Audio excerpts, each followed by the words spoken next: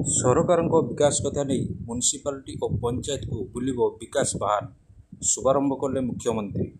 ପ୍ରତ୍ୟେକ ମ୍ୟୁନିସିପାଲିଟିରେ ବିକାଶର ବାହାନ ଛୁଇଁବା ପାଇଁ ଯାଉଛି ଯୋଜନା। ସରକାରୀ ଯୋଜନା ଲୋକଙ୍କ ପାଖରେ ପହଞ୍ଚାଇବା ସହ ସଚେତନ ସୃଷ୍ଟି କରିବ। ଏହି ବିକାଶ ବାହାନକୁ ରାଜ୍ୟ ସ୍ତରରେ ମୁଖ୍ୟମନ୍ତ୍ରୀ ଉଦ୍ଘାଟନ କଲା ପରେ ଜଳେଶ୍ୱର ମ୍ୟୁନିସିପାଲିଟିରେ ନିର୍ବାହୀ ଅଧିକାରୀ ହେମନ୍ତ କୁମାର ସିଂ ପତାକା ଦେଖାଇ ଉଦ୍ଘାଟନ କରିଛନ୍ତି। ବର୍ଷକ ଭିତରେ ରାଜ୍ୟ ସରକାରଙ୍କ ସଫଳତାକୁ ଲୋକଙ୍କ ପାଖରେ ପହଞ୍ଚାଇବ।